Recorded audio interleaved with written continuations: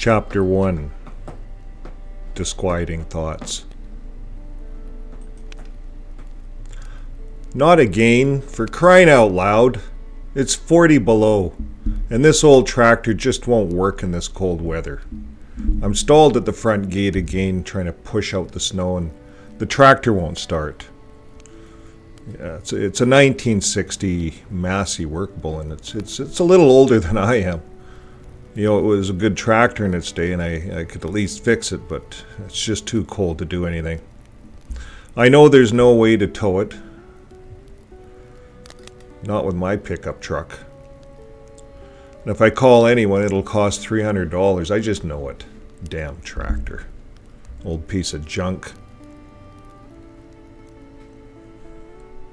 I stomp back to the house, up the long driveway. And the wind is howling even harder. We're now blocked in, and there's no way in or out until I move that tractor. My mind goes negative. Why do I have to use an old antique tractor anyways? I'm pushing 60. You know, you'd think I could have saved up enough money to buy something a little newer with a cab and a heater. I spent all those 30 years putting every last dime into that religion. You know, if I would have had the truth when I was 18 years old, I wouldn't have spent 30 years of my prime life peddling their damned religion. Now the wind's blowing harder. The snow is blowing up into my face.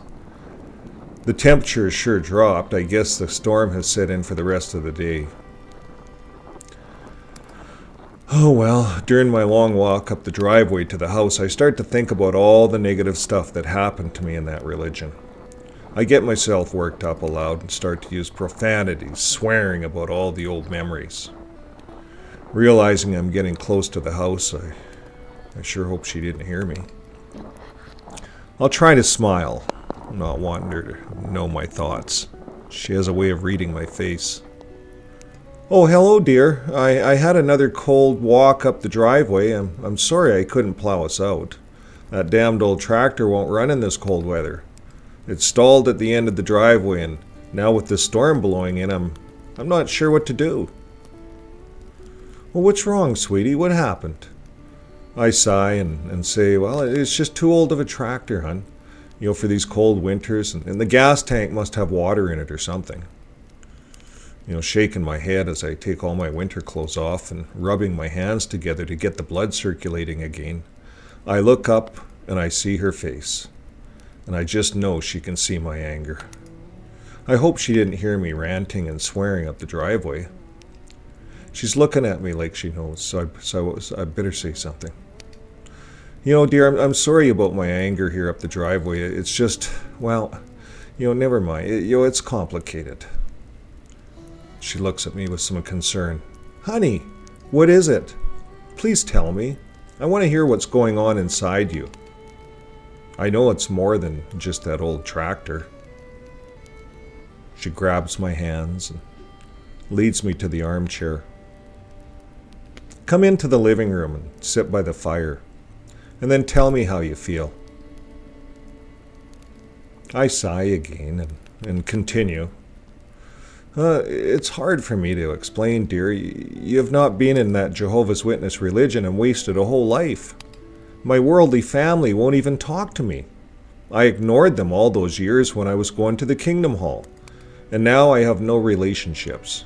My old acquaintances from the Kingdom Hall all think I'm demonized or weird. And I look at her and I say, you know, hon, we've been married for 7 years, and how many of my old friends or family have you ever seen? Very few, and seldom at that. Because they've demonized me and passed that around from one congregation to the next. Think about it. If you were my worldly family and tolerated me pushing my religion down your throat for 30 years, would you have anything to do with me after I quit? No, because you're not foolish. And, you know, I'm reaping what I've sowed. I just know it's God's law of attraction. Whatever you put out always comes back to you. I'm sorry, dear. You know, I shouldn't have unloaded like this on you. It's not fair to you. Well, honey, It's good that you want to deal with this. You know, every cycle on Earth is within 7 years. And now with 7 years under our belt, you should feel safe to talk. Look at the bond of trust and love we have between us. That is worth more than any old tractor. And those old associates are not in your life when you started to explore new ideas. Don't blame them.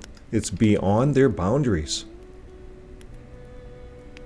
She walks over to me, sits on my lap, puts her arms around me and says, "Besides, sweetie, that old tractor can sit there until the snow melts. We have everything we need on this old farm right here. Sit by the fire and enjoy this tea I made you. It has that peppermint schnapps you like." "Thanks, dear. You're so understanding." I take a drink of the tea. That's good. The tea is perfect, hon. I love the peppermint schnapps. It just warms up the body.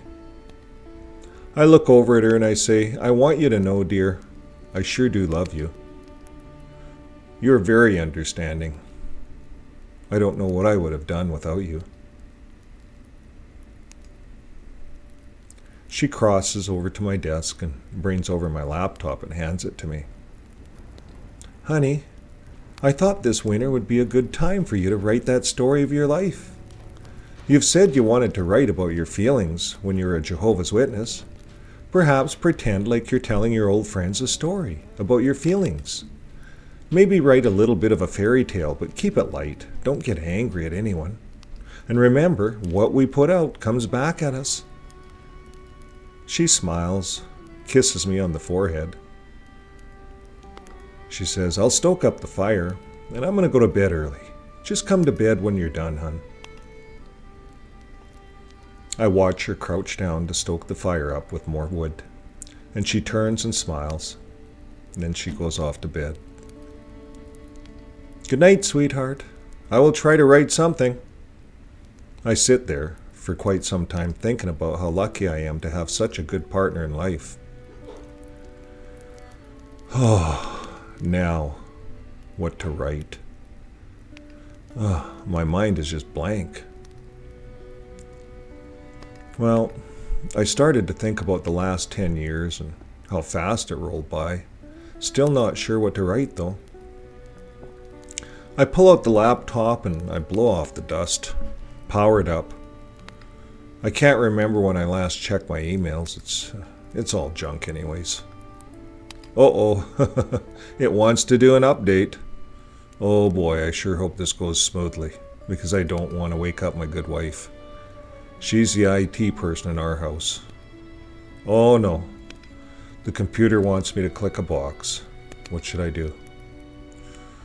Okay, I'm just going to click yes for the cloud. Uh-oh, now what's this thing doing? It shows a bunch of clouds rolling by with the words updating, updating, updating on the screen. I'll watch for a bit. It's kind of mesmerizing, you know, the clouds rolling by on the computer screen. I'm getting really tired. This seems to be taking forever. I'm just going to sit back in my chair, close my eyes just for a moment while it completes its update. Oh.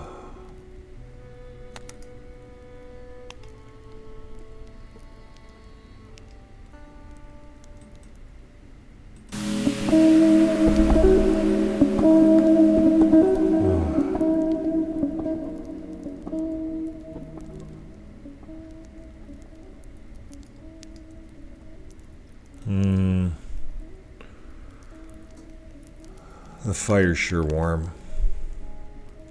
My head sinks into the backrest of the armchair. The storm is blowing. I close my eyes and start to think about my life and why I get angry so often.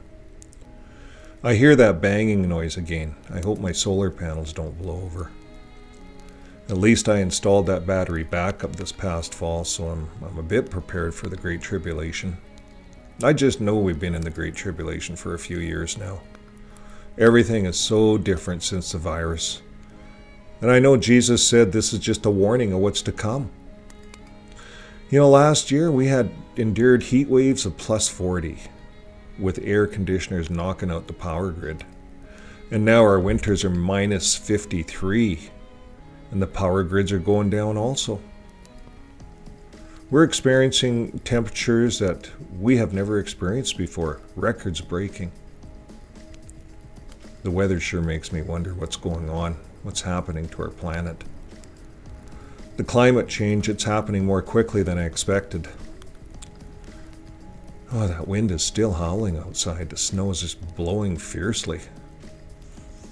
I wonder if I shut that shop door. Something's banging out there. I wonder if it's flapping in the wind. I sure hope it's not Armageddon. I'm not ready for it. Bang, bang, bang. Then the noise stops and then starts again. Bang, bang, bang. If only I could get these thoughts out of my head. Since quitting the Kingdom Hall, they've all judged me, saying I've fallen out of the truth.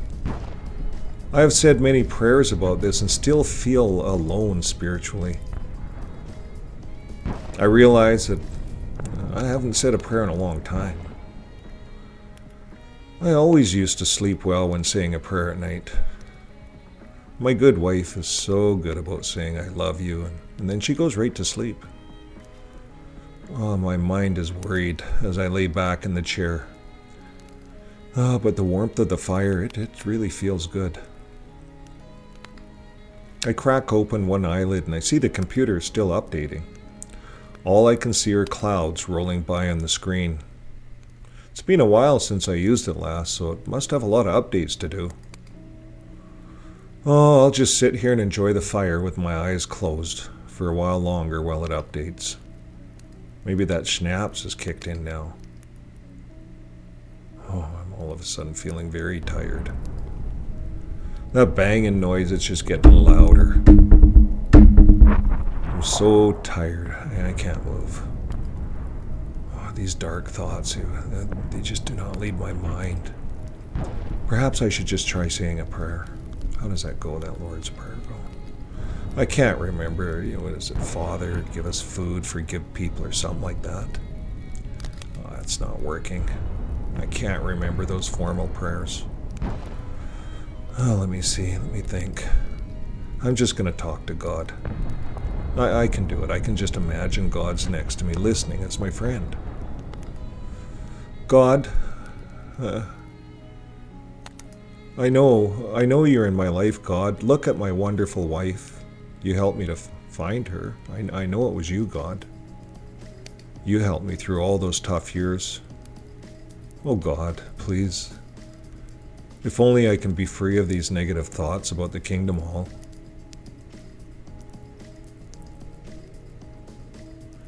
I lay there for some time thinking about my spiritual darkness. I try to find another prayer. Oh. God, can you please help me with all these disquieting thoughts? There are too many to remember, God, but please, if you could calm my mind and just help me through this night. I've not slept that well in so many nights, and my body, it's getting tired. So please, God, help me. I can feel something dripping down the side of my cheek. Could they be tears? I'm not sad, but more tears seem to be flowing. Bang, bang, whoosh. I hear a fluttering noise above me. I could feel an arm clenched tightly around my waist as I was lifted out of my armchair. By the time I opened my eyes, we were in the sky and accelerating high up as we glide in and out of the clouds through the darkness of the night. Suddenly, we lurch up through the clouds, soaring up to the stars, and then my mind went blank.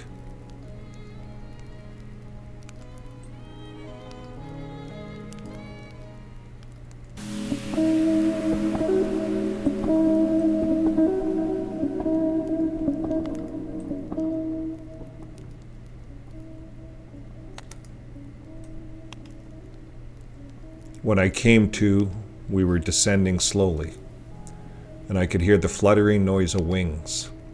When my feet touched the solid ground, I looked around and I could only see white wings disappearing into the darkness. I stand there and take a deep breath. The air is crisp and clean, and the temperature, it's moderate and comfortable. There's a light breeze. It's refreshing though. But the darkness, it's just overwhelming. The last thing I can remember was updating the computer, and now I'm wondering what happened. Did I click the wrong box or something? Perhaps the storm knocked the power out, and that's why it's dark. I'm standing. It's dark all around. What were those white things I just seen? It must be my imagination. I better warn my wife. Sweetie, can you hear me? Is the power out? Honey, are you asleep?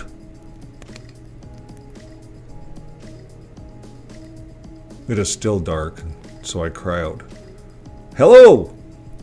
Anyone out there? Is this a dream?" My voice echoes back at me as if it bounced off a canyon wall. Again I call out, "Hello!" All I hear in the reply is an echo. "Hello, hello, hello."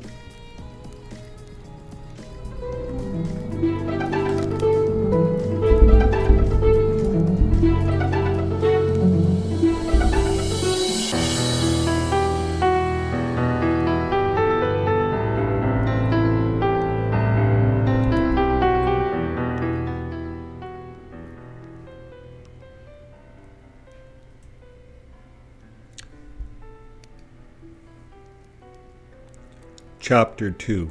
Two Roads. I open my eyes as wide as I can to take in the surroundings, but nothing. I look all around and see nothing but darkness. I close my eyes for a moment and open them again, and the darkness is now overwhelming. I start to panic, not sure what to do. I frantically pray, "Please, God, do not leave me in this darkness. Please, God, help." I look all around and it's dark, but then I see a faint glimmer through the fog, and I head towards it. As I walk through the dark, rolling fog and head towards it, the light slowly gets brighter and brighter. I continue to walk for some time and then arrive in an area all lit up. I see people gathering in front of a large gate. A rock wall, kind of stones, all put together. It separates the darkness from the light inside the gate. And the gate is a rock archway opening with cobblestone paths leading into it. It is big enough to drive a large bus through it, and engraved into the rock archway it says, "Welcome to Mid-Heaven." Wow.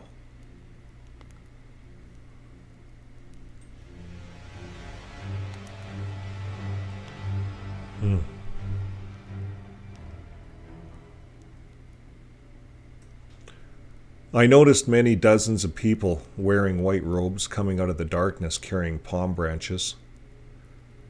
They all continued to walk through the archway as if they knew where they were going. Walking in amongst the crowd, my eyes are immediately drawn towards a man without a palm branch and a robe, dressed in ragged clothing, frantically looking around and confused. His hair was long and unkempt, and he had dark circles under his sad-looking eyes.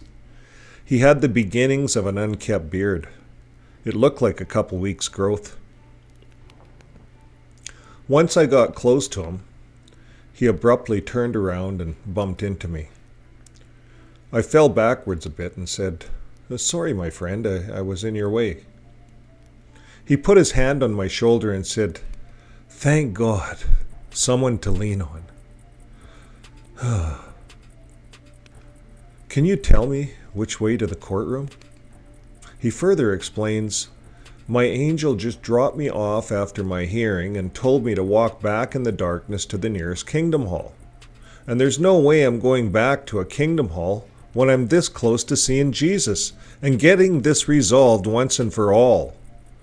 He didn't even give me a flashlight. I looked surprised and said, I'm also lost and I'm trying to figure this out myself. Do you know how this works and where you are going? He answers, I'm going to mid-heaven. I'm not going back. I looked at the man with sympathy, and he continues to explain his situation like he had no one else to talk to. And he states, my prayer was answered tonight, and I had a hearing, but I was denied high court. He says, thinking back to my committee meeting at the Kingdom Hall a couple of weeks ago, those elders were wrong in their decision. I should have had another chance. I accidentally cheated on my wife just like the other brothers at the party. You know, I've been sleeping in my car for a few weeks now, and I'm just completely wore out, so I'm going to get this sorted out while I'm up here. I questioned him further. How did your prayer get you here? He pauses. He said, well, I've been praying hard to Jehovah for this past week about how unfair the elder bodies are. My friends also did the same thing in the bachelor party, and their elder bodies did not disfellowship them. Like I said, my friends all did the same thing. I'm wondering why I got disfellowship for the same offense. He leans into me, still with his one arm on my shoulder, and he starts sobbing. He cries for a bit, and I wasn't sure what to do, so I patted his back, consoling him like I used to do that with my children. He stops crying, and he looks up and wipes his nose with his shirt sleeve. Oh. His eyes were now tear-free, and he says, when I first met with my angel, they said I did not qualify for high court. And I asked him, why is that? Well, they said it's because I was the party organizer and chose the entertainment. And they claimed I planned the event. And my argument was, and still is, we all made the same choice at the party. I sang the elders my little song. It goes like this. It says, temptation is in front of us all, even the elders in the kingdom hall. I chuckled in the meeting, and I thought it was funny, but not one elder cracked a smile. Oh, who cares anyways? They think they're so perfect. His eyes bug out, and he continues to rant about his dilemma, saying, I even asked the bunch of them, if we commit the same sin, why not the same judgment? They were all dumbfounded, and they disfellowshipped me for my bad attitude. He stares off into the darkness and says, the angel wanted me to go back to the kingdom hall to resolve this. And he said I needed to sow humility, but I'm not going until things are fair.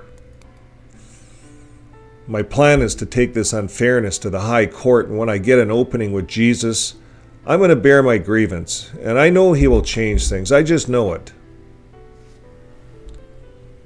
Upset and irritated, the guy just stomped off through the archway and followed the crowd down the big pathway.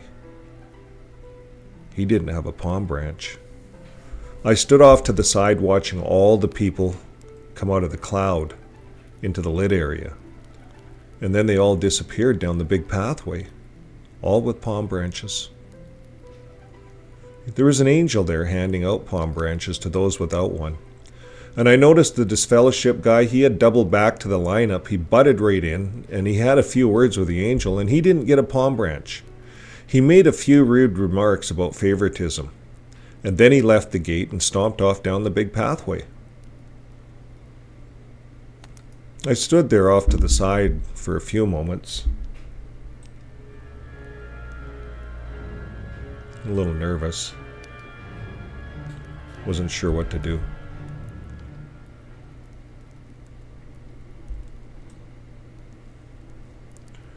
Well, I continue to watch people come in and out of the cloud, walk down the big pathway. You know, it reminds me of that scripture that says, "Go in through the narrow gate, because broad and spacious is the gate and the road leading off into destruction. Many are going in through it, whereas narrow is the gate and cramped the road leading off into life, and few are the ones finding it."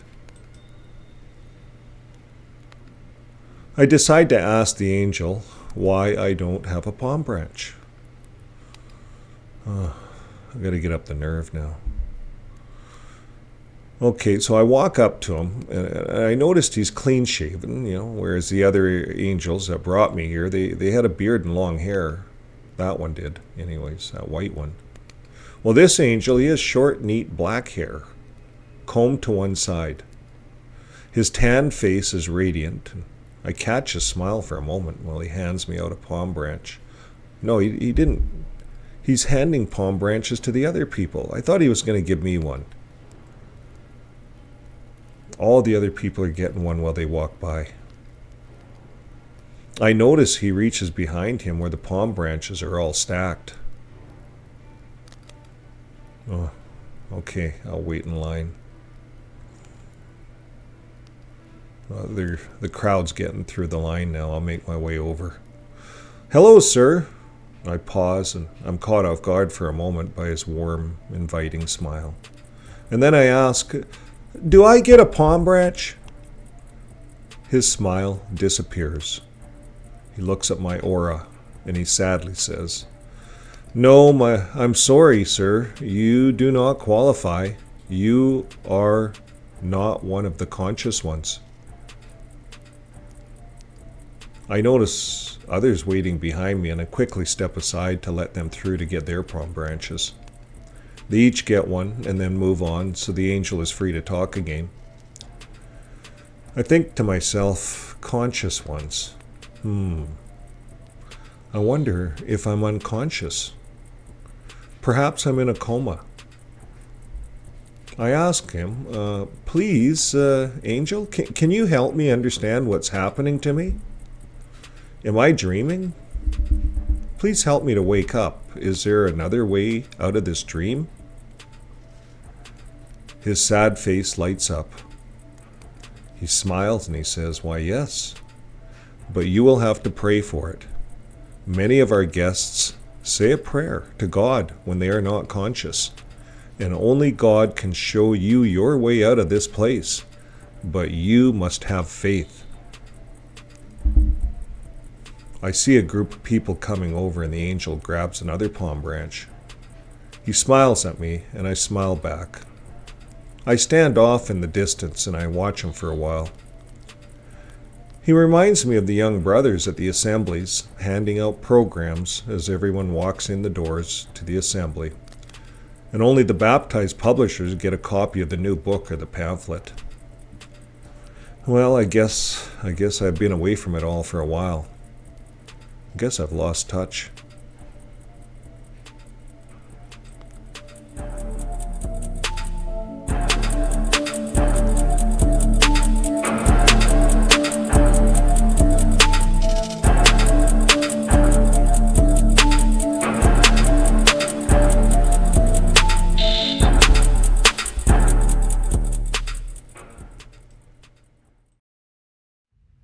Chapter 3: The Road to Life.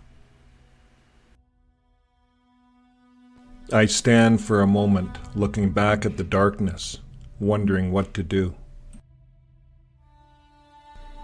I decide to say a prayer, and all of a sudden I see a slight glow in the distance.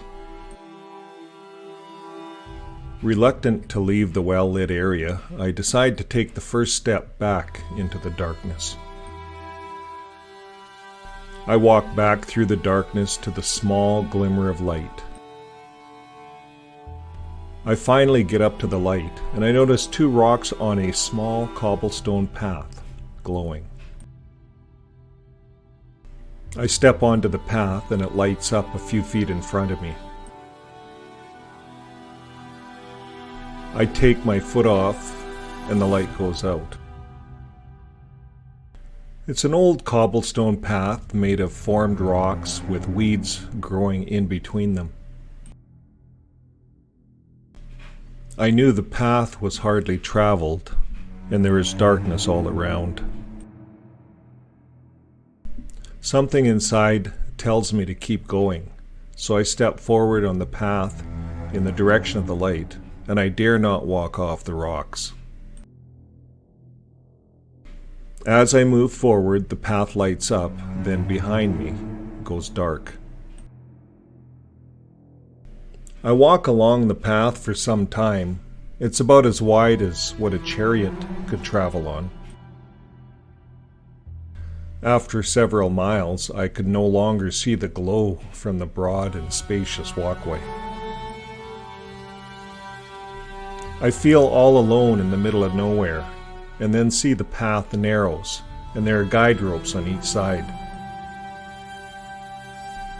I lean on the large rock supporting one of the guide ropes and take a rest for a while, noticing the other rock next to me supports the other side.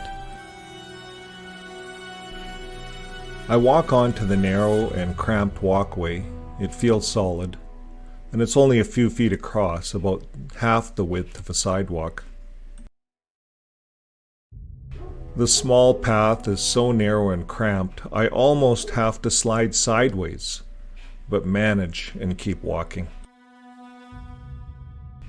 I wonder if it's made for children, so I'm concerned, will it hold me up? The darkness on each side is overwhelming, and I stop to rest, and when sitting on the rock path, my legs dangle below into the darkness. I can feel a hot breeze blowing, and this makes me curious.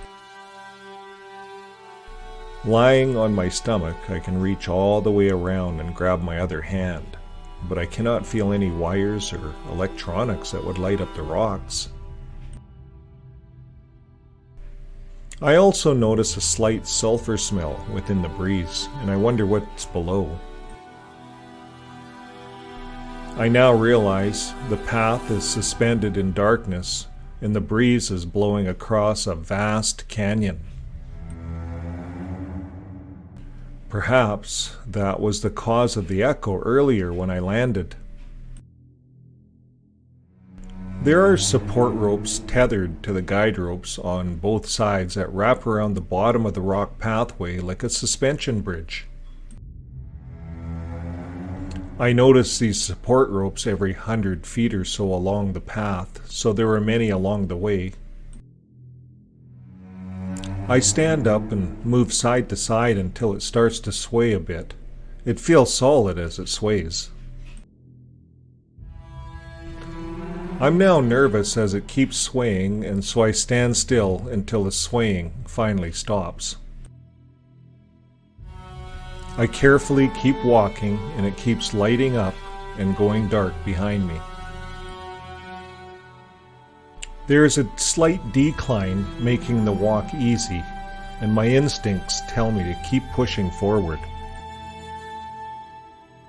I walk on the hanging pathway for some time, and then in the distance, I see a large canyon wall, glowing slightly, lighting up the rock shelf in the middle of the wall, and a dark crevice below it.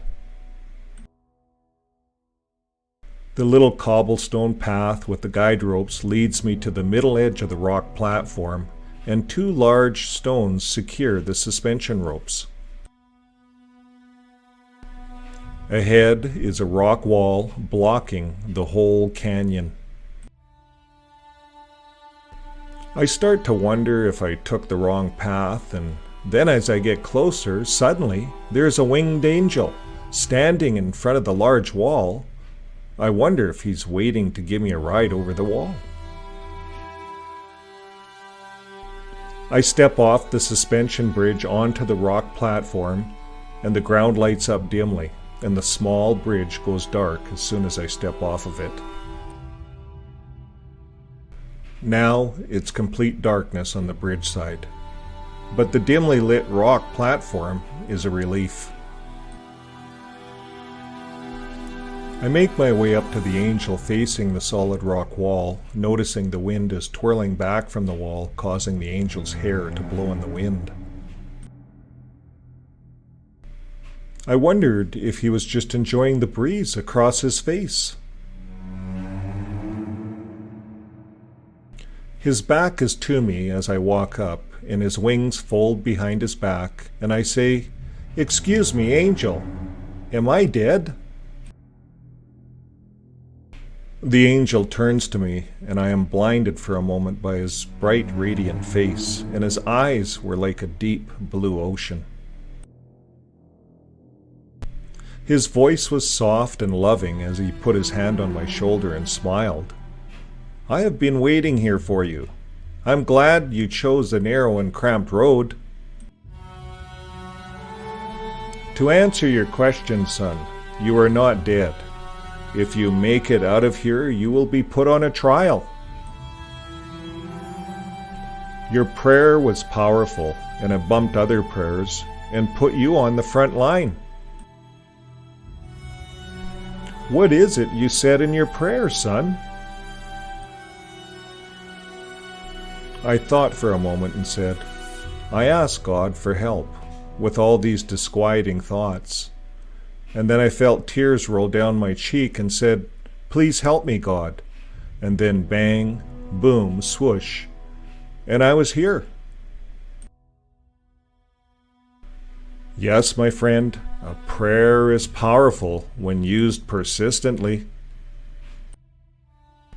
You have been praying for 10 years for this one moment in time, and now you are up to bat. The problem you're facing, Mr. Doe, since leaving the Kingdom Hall, you have been lost spiritually for 10 years. This is why you are here, to clear the roadblocks of spirituality in your mind, so you can see what is on the other side. Many do not make it past this huge wall throughout their lives, so if you cannot figure this out, just walk back on the dark path that led you here, and you will automatically fall back into your old life. If you wish to proceed along the path to your trial, you have to figure out which door to walk through.